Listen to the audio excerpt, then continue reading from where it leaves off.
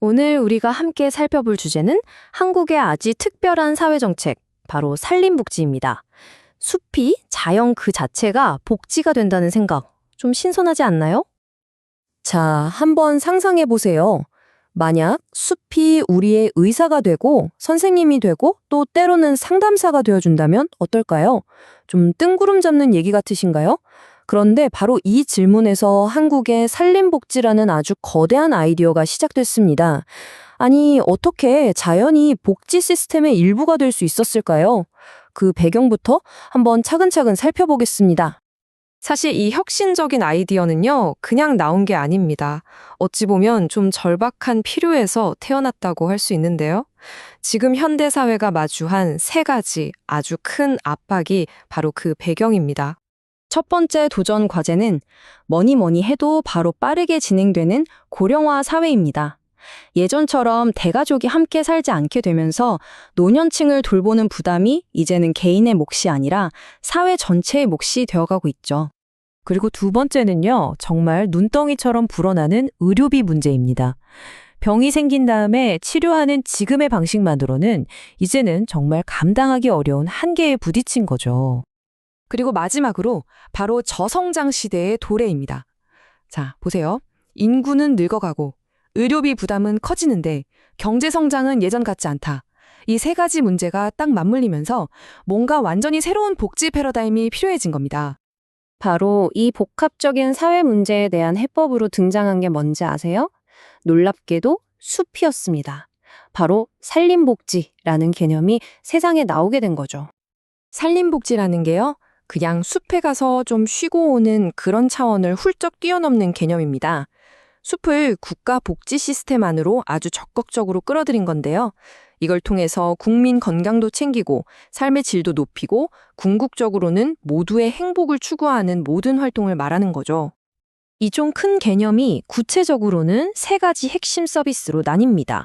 첫째는 숲에서 문화를 즐기는 산림 문화와 휴양, 둘째는 숲이 교실이 되는 산림 교육, 그리고 마지막으로 숲을 통해서 몸과 마음을 회복하는 산림 치유, 바로 이 세 가지가 큰 기둥이라고 보시면 됩니다. 자, 그럼 지금부터 한 사람의 일생을 한번 쭉 따라가 보면서 이 산림복지가 우리 삶의 모든 순간에 어떻게 함께하는지 구체적으로 살펴보겠습니다. 정말 요람에서 무덤까지예요. 정말 놀랍게도요, 그 여정은 우리가 태어나기도 전, 그러니까 엄마의 뱃속에서부터 시작됩니다.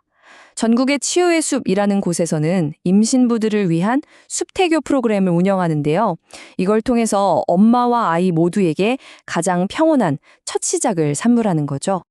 그리고 아이가 태어나면 유아기에는 숲이 그야말로 최고의 교실이 됩니다. 유아숲 체험원 같은 곳에서 흙을 만지고 자연 속에서 뛰어노는 경험이 아이들의 신체 발달은 물론이고 창의력이나 사회성까지 키워준다는 연구 결과들이 나오면서 요즘 부모님들 사이에서 인기가 정말 많습니다. 학업 스트레스다 뭐다 해서 불안이 커지는 청소년기에는 숲이 마음의 안식처가 되어줍니다. 학교 안에 일부러 조성한 학교숲 같은 공간들이 청소년들의 정신건강을 지켜주는 아주 중요한 대안으로 떠오르고 있어요.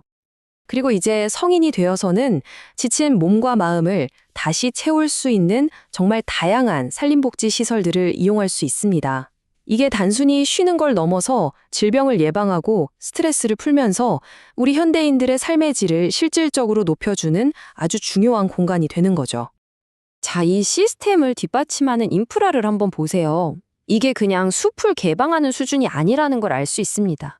예를 들어 치유의 숲은 우리 몸의 면역력을 높이는 데 초점을 맞추고 있고요.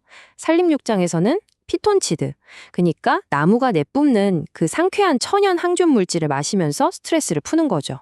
또 수목원에서는 연구나 교육이 이뤄지고요. 이런 식으로 각 시설마다 목적이 뚜렷하고 아주 체계적으로 설계되어 있다는 점이 핵심입니다. 그리고 삶의 마지막 여정은 다시 자연으로 돌아가는 것으로 마무리됩니다.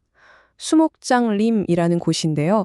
화장한 유골을 나무 아래에 묻어서 그 나무와 함께 살아가게 하는 겁니다. 사람이 자연의 일부가 된다는 그런 깊은 철학을 담고 있는 거죠. 자, 이렇게 한 사람의 탄생부터 마지막 순간까지 숲이 어떻게 함께하는지를 쭉 따라와 봤습니다. 그렇다면 이게 의미하는 더 큰 그림은 뭘까요? 과연 이 산림복지라는 게 복지의 미래가 될 수 있을까요? 바로 이 문구가 산림복지가 꿈꾸는 궁극적인 비전을 딱 보여주는 것 같습니다.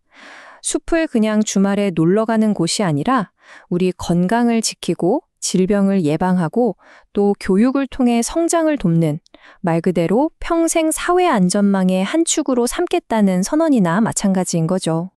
결국 핵심은 관점의 전환인 것 같아요. 숲을 치료와 성장의 공간으로 다시 정의한 한국의 이 과감한 시도는 우리 모두에게 아주 중요한 질문을 던지고 있습니다.